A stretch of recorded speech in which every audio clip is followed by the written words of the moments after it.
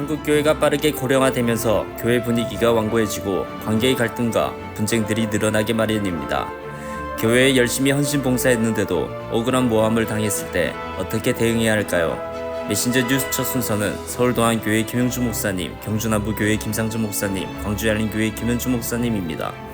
저희 인생 여정에도 태풍을 여러 번 만나서 파손당할 위기를 겪은 것이 제법 됩니다. 근데 그 중에 한 번은 제 삶을 제가 스스로 포기했습니다. 왜? 너무 무거웠어요. 미래가 보이지 않았어요. 그리고 외로웠어요. 힘들었어요. 그래서 그때부터 죽기로 결심하고 높은 데도 가봤는데 떨어지면 모든 것이 다 끝나는데, 호숫가로 갑니다. 가면 물에서 들으라고 얘기합니다. 그렇게 시행하지 못하는 뭔가 저를 붙들고 있었어요. 그런데 하나님께서 기적적으로 3번 연달아서 하나님의 존재를 보여주셨어요. 제가 이해하지 못할 하나님의 방법으로, 정말 저분이 누구인가 할 정도로 하나님의 존재를 제게 일깨워 주셨어요. 그 순간 제가 가슴을 탁 치면서 무릎을 꿇었어요. 알겠습니다, 하나님.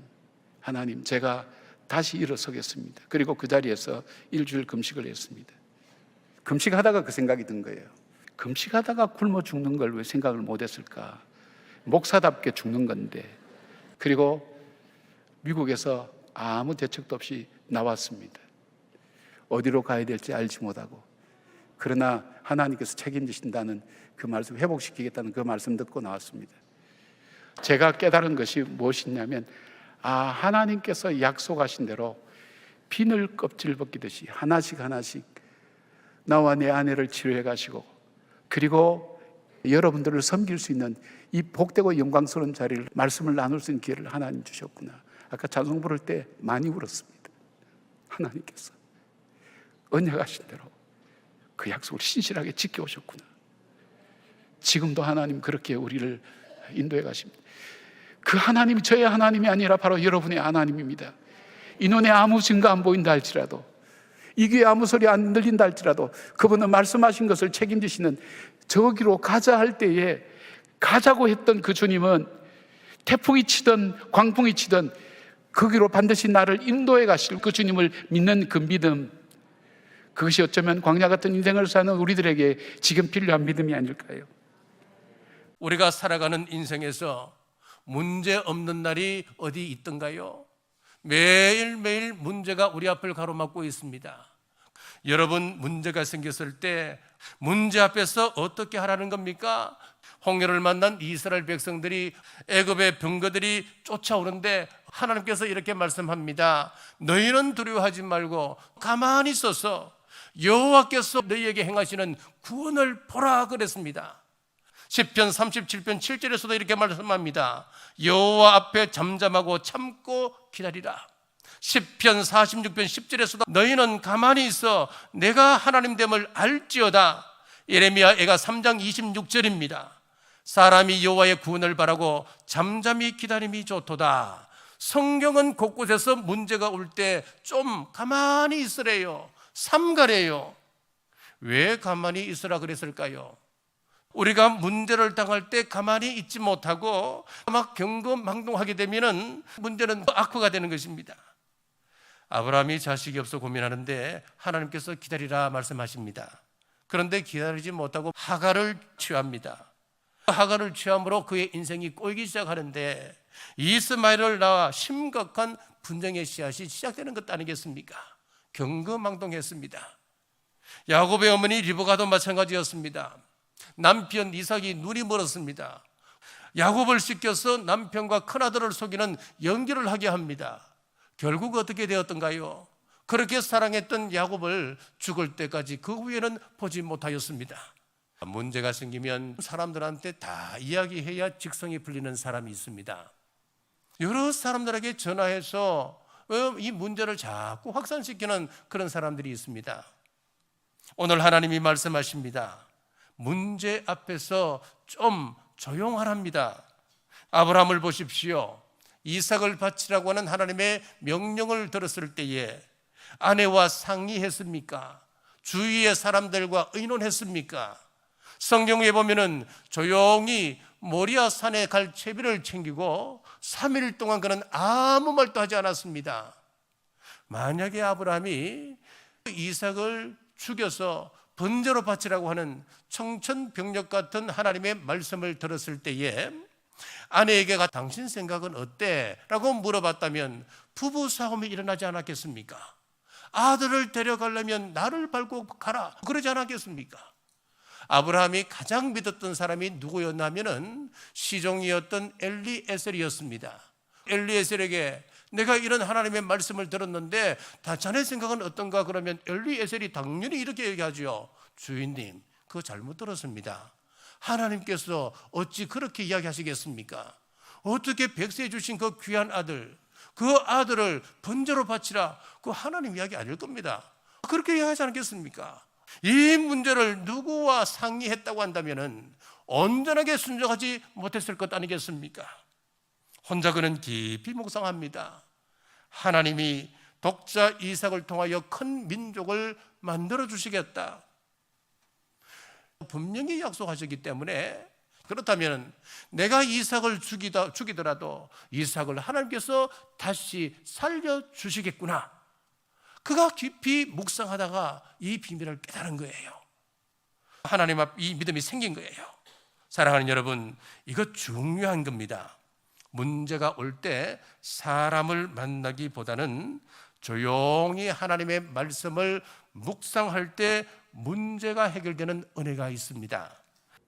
우리 교회에서 같이 살다 보면 나하고 성격이 안 맞는 사람이 있습니다. 배기 싫어요. 연세가 들어갈수록 나랑 안 맞는 사람하고 가까이 살기 싫어. 안 보고 살고 싶어요. 그런데 예수님은 교회에 이 사람들을 다 모아놨어요. 교회에 천사들이 모여 있어요? 죄인들이 모여 있어요?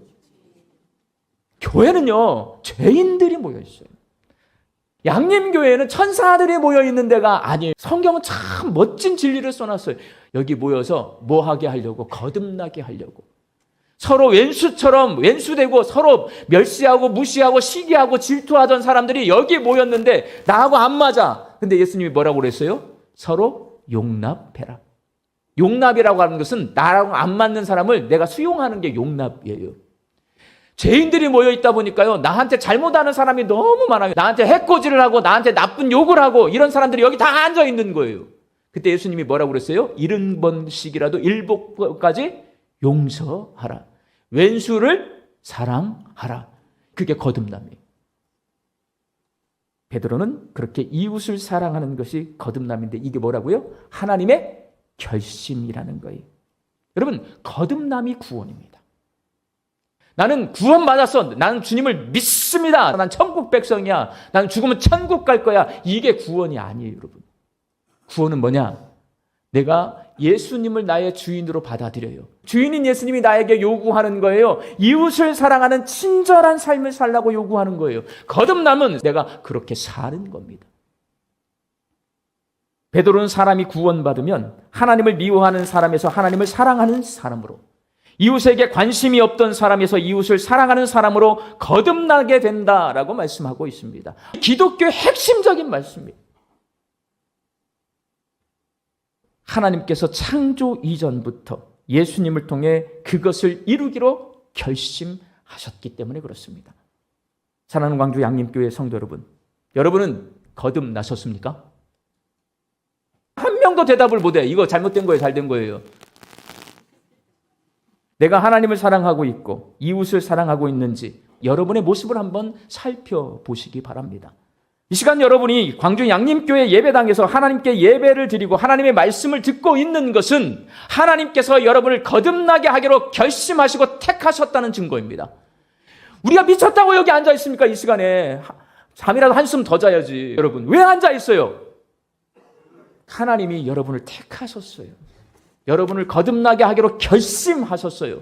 그러니 반드시 여러분은 거듭나게 될 겁니다.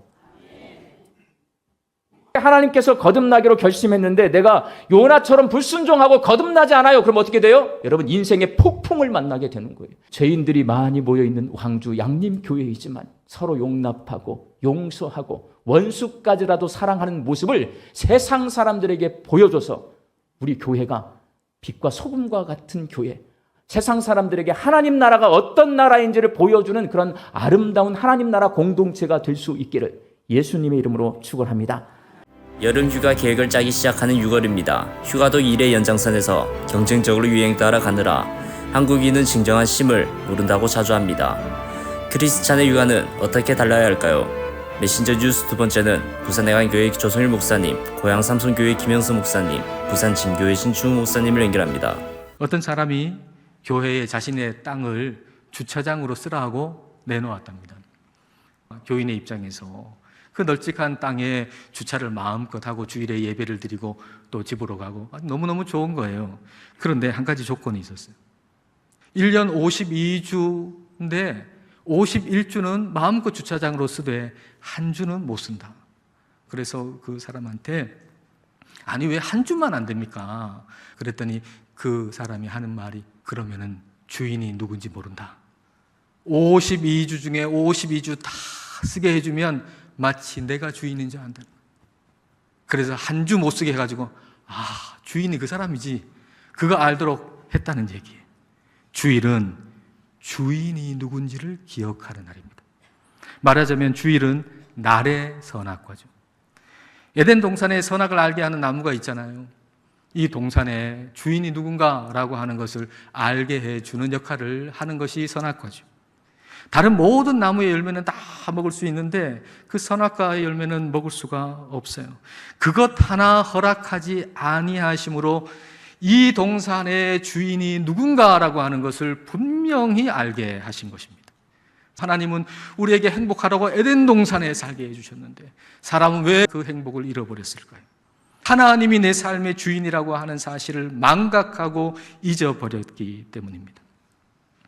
내 마음대로 할 수 없는 그 선악과가 에덴 동산에 있어야만 그게 에덴 동산이고 에덴 동산의 행복은 그 선악과가 있어야만 지켜지는 것입니다. 여러분, 사람은요, 내가 내 마음대로 할 수 있을 때 행복해질 거라고 생각하지만 그게 아닙니다. 내 마음대로 할 수 있을 때 행복해지는 것이 아니라 내 주인이 누군가 분명해질 때 행복해지는 겁니다. 그래서 우리에게는 거룩과 행복이 다른 게 아니에요. 거룩이 행복이에요. 선악과 없는 에덴 동산은 없고 선악과 없는 행복은 없습니다. 그러므로 그 선악과를 잘 가꿔야 합니다.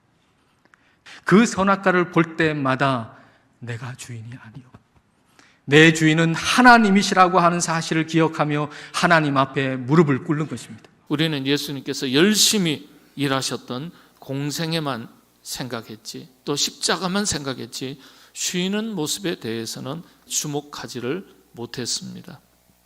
우리가 예수님을 바라볼 때 전지전능하신 하나님의 아들로서 예수님의 모습만 보고 만나게 되면 처음에만 감동하지 부담스럽고 멀리 있는 분으로 느껴지기가 쉬웠을 것이다. 그렇게 말하는 성서학자들도 있습니다. 예수님께서 하나님의 나라를 위해서 천국 복음을 열심히 전하시고 그리고 나서 쉬실 때는 어떻게 쉬셨을까? 예수님께서 피곤하고 지쳤을 제자들에게 하신 말씀이 너희는 따로 한적한 곳에 가서 잠깐 쉬어라 그랬어요. 여기서 우리가 주목해야 될 단어가 있습니다. 쉬어라 하셨어요. 그런데 기준을 가지고 쉬라고 말씀하셨어요. 따로 그랬습니다. 따로 쉬어라 했지만은요, 정확한 번역의 뜻은요, 자신, 개인을 말합니다. 혼자, 때로는 조용히, 이런 뜻입니다. 주님의 일을 하다가 지친 제자들에게 자기 자신을 위해서 시간을 가지도록 말씀하셨어요. 자기를 돌보지 않고 일하다가 자기 정체성을 잃어버리는 경우가 많습니다. 그렇죠? 일 때문에 관계가 깨어지고 일 때문에 건강을 잃어버리고 일 때문에 오히려 자기 자신이 망가지면 그건 일을 잘한 게 못 돼요. 한 가정의 아버지인데 열심히 가족을 부양하느라 아주 땀 흘리고, 그런데 일은 열심히 했지만 아버지로서의 자기 역할을 잃어버리면 자칫하면 돈 버는 기계가 되어버리는 거예요. 아버지는요. 그런 사람이 의외로 많습니다. 그래서 주님의 말씀이 따로 쉬라는 것은요, 너 자신을 위하여, 자기를 위하여 쉬라, 그런 뜻입니다. 우리는 쉴 때 공기가 맑은 곳, 자연이 아름다운 곳, 그런 곳에 가면 잘 쉬는 것이라고 생각합니다. 그런데 영적으로 진짜 쉬는 것은요, 그게 아니에요. 하나님을 깊이 만나는 것이 쉬는 겁니다. 예수님께서는요, 틈틈이 한적한 곳으로 나가사, 요 사복음서에 반복해서 이렇게 기록했어요.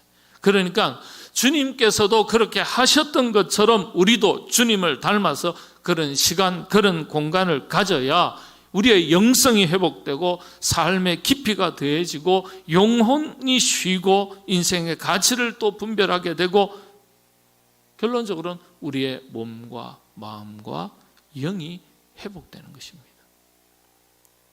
경상남도 하동에 가면 600년 된 은행나무가 있다고 합니다. 나무의 키는 38m 정도가 되고, 그리고 그 나무의 둘레는 약 10m 정도가 된다고 합니다.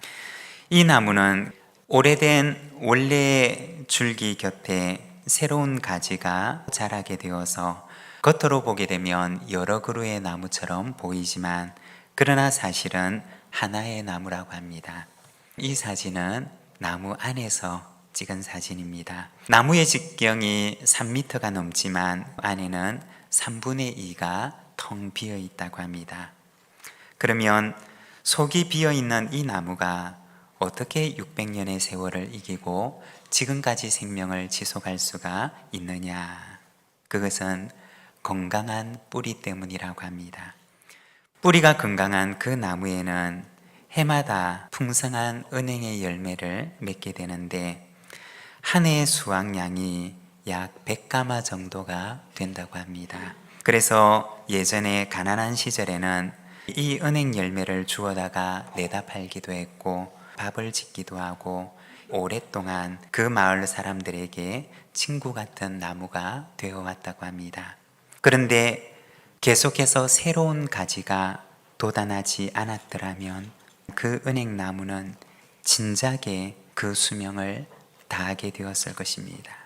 직분을 맡은 지가 오래되어서 처음의 기쁨을 잃어버리게 되는 경우들을 간혹 보게 됩니다. 오래된 나무일수록 새 가지가 필요한 것처럼 직분이 오래되고 봉사의 연수가 오래될수록 그 안에서 계속해서 새로운 가지가 돋아나야지 그 나무가 살아갈 수가 있다는 것입니다. 내 안에 날마다 새로운 가지가 싹틀 수 있도록 더 많이 기도하고, 더 많이 찬송하고, 더 간절하게 하나님 앞에 나아가는 우리 믿음의 가족들이 되시기를 바랍니다. 서울 같은 도시의 극심한 경쟁과 비인간적인 단절과 스트레스 속에서 세계에서 자살이 가장 많고 미래 불안 때문에 출산율이 세계에서 가장 낮은 참담한 사회가 되고 말았습니다. 이런 시대에 어떻게 기도를 제대로 하고 전도를 열심히 할 수 있을까요? 메신저 뉴스 마무리는 울산 호계교회 김병무 목사님, 부산항서교회 나혜천 목사님, 남양주 별내동안교회 나경영 목사님으로 이어집니다. 극심한 경쟁 속에 곳곳마다 누적된 정신적인 피로감과 스트레스가 삶을 짓누르고 있는 경쟁 시대에 살아남기 위해서 치열한 싸움과 경쟁을 이어가고 있습니다. 이것이 너무 큰 압박이 되어서 우울증에 빠지기도 하고 초조해지고 아무도 만나지 않으려고 하고 깊은 절망에 빠져들기도 합니다. 때로는 이 스트레스가 다른 사람과 사회에 대해서 조금만 건드려도 터지는 고무풍선처럼 되어서 건드리기만 해봐라 하는 그런 마음으로 이 폭발 직전에 있는 사람들도 볼 수가 있습니다. 이런 현상들이 일부분에서 이제 보편적인 현상으로 우리의 가족과 친지와 아는 사람 중에 이런 사람 한두 사람들이 꼭 있더라는 것이죠. 친구 목사님의 사모님이 말기암으로 절망적인 상황에 있었습니다. 저희 집사람을 통해서 사모들끼리 카톡 내용들 보면은 이제 죽음을 기다리는 그런 내용들만 가득 찼습니다. 처음에 대장암으로 왔다가 그 대장암이 온몸으로 퍼졌는데 돌이킬 수 없는 상황이 되었다는 거죠. 이 절망적인 상황 가운데 근데 지난주에 이런 문자가 왔습니다. 그대로 제가 읽어드리겠습니다. 장이 마비가 되고 전이 된 알미 요관을 누르니 양쪽 신장이 부어 시급하게 요관 시술을 해야 한다는 절망적인 순간들에 나는 주님께 매달릴 수밖에 없었다. 다시는 하고 싶지 않은 요관 시술을 주치의는 6주 후에 찍는 CT 결과를 보고 다시 한번 결정하자고 했을 때 나는 내게 주어진 그 시간이 얼마나 큰 위로와 희망이 되었는지 모른다. 드디어 오늘날 난 CT를 확인한 비뇨기과 주치의 입에서 귀신같이 사라졌네요 라는 말을 들었다. 그리고 이제 비뇨기과는 예약하지 않아도 된다고 하였다. 무엇이든지 기도하고 구하는 것은 받은 줄로 믿으라. 그리하면 너희에게 그대로 되리라. 아멘. 마가복음 11장 24절. 이렇게 보내왔습니다. 여러분, 우리 인생 가운데에 우리가 원하는 길, 지름길이 아닌 전혀 다른 길로 하나님께서 모시는 경우가 있습니다. 이럴 때에 우리가 가장 먼저 해야 될 것은 잘 아시는 말씀이 있잖아요. 예수님께서 우리를 초청하신 말씀. 수고하고 무거운 짐진 자들아 다 내게로 오라. 내가 너희를 쉬게 하리라. 여러분, 삶의 모든 짐을 하나님께 맡기고 싶다면 가장 먼저 해야 될 일은 하나님 앞에 부르짖고 기도하는 것입니다. 이 방법 저 방법 다 해보고 난 뒤에 기도하는 것이 아니라 가장 최우선적으로 우리의 무거운 짐을 해결하는 방법은 기도의 모든 것을 거는 것입니다. 오래전에 인천 쪽에 가장 전도를 열심히 하는 전도왕이 있습니다. 여자 권사님인데 1년에 몇백 명을 등록을 시켜서 교인을 만든다니까. 오늘은 누구한테 전도하러 갈까? 늘 이 생각을 하면서 자기에게 딱 꽂히는 한 사람이 있었어요. 조그만 사업을 하는 사람인데 가서 하나님의 말씀을 전하는데 이 사람이 평소와는 달리 너무 거부 반응을 일으키는 거예요. 막 화를 내면서 사람을 내쫓는 겁니다. 본인도 당황스러워가지고 나왔어요, 일단. 그리고 그 이튿날 또 간 거예요. 어제보다 더 심하게 아주 박대를 하면서. 근데 전도왕은 아무나 되는 게 아니죠. 그 다음에 또 찾아간 거라. 그날도 안 통하더래요. 그래서 작은 선물을 하나 예쁘게 포장해가지고 또 찾아간 거예요. 그랬더니 그 전날보다 더 화를 내는 거야. 자기도 화가 나더래요. 그러면서 거기다가 뭐라고 소리 질렀냐면은 주 예수를 믿으라! 그리하면 너와 내 집이 구원을 얻으리라! 사도행전 16장 말씀을 선포한 거예요. 이 남자가 자꾸 이 말이 떠오르는 거예요. 밥 먹을 때도 떠오르고 자려고 하니까 또 이 말이 막 귀청에 막 들려오고 미치겠는 거예요. 그러다가 안 되겠다. 일단 내가 교회를 한번 나가보자. 근데 이상하게 예배를 드리니까 그 소리가 사라지더래요. 그리고 어느 순간에 예배 드리는데 눈물이 쏟아지고 그 심령에 하나님 말씀이 들어간 거예요. 그러면서 세례받고 그 뒤에 집사가 되고 나중에 안수 집사까지 피택이 된 겁니다. 이 권사님은 한마디만 던졌어요. 주 예수를 믿으라. 그리하면 너와 내 집이 구원을 얻으리라. 하나님의 말씀의 권세를 믿으시죠? 그 권세 앞에 무릎 꿇고 엎드리고 그 말씀을 온전히 신뢰하며 믿음으로 나아가는 자에게 우리 하나님께서는 말씀의 권세를 주시고 능력 있는 삶을 살아가도록 인도하신다고 분명히 약속하고 있습니다. 선교 사역에서 가장 큰 걸림돌 중 하나는 무엇일까요? 그것은 민족마다 나라마다 언어가 다르다는 것입니다. 바울은 지금으로 하면 레바논, 시리아, 터키, 그리스, 로마까지 그 다양한 민족들에게 복음을 전한다는 것은 거의 불가능해 보이는 일입니다. 그렇지만 여러분, 바울은 그 일을 해낼 수 있었습니다. 왜냐하면 그 당시는 그 지역 전체가 헬라어로 통일되어 있었기 때문입니다. 바울이 활동할 당시의 지도를 잠깐 보여드리면 지도의 오른쪽 아래에 이스라엘이 있습니다. 바울은 거기서부터 시작해서 그 위에 수리아, 갈라디아, 아시아에서 사역했고 거기서 서쪽 에게해를 넘어서 마게도냐, 아가야 지역에서 사역했습니다. 그리고 나중에는 이탈리아 반도 로마까지 갔습니다. 바울의 총 활동 거리는 약 21,500km였다고 합니다. 서울에서 뉴욕을 왕복한 거리, 지구 반바퀴 거리입니다. 이것이 어떻게 가능한 것인가? 그러나 여러분, 이 당시는 로마 제국이 이 강력한 군사력으로 세계를 지배하고 있던 시대였어요.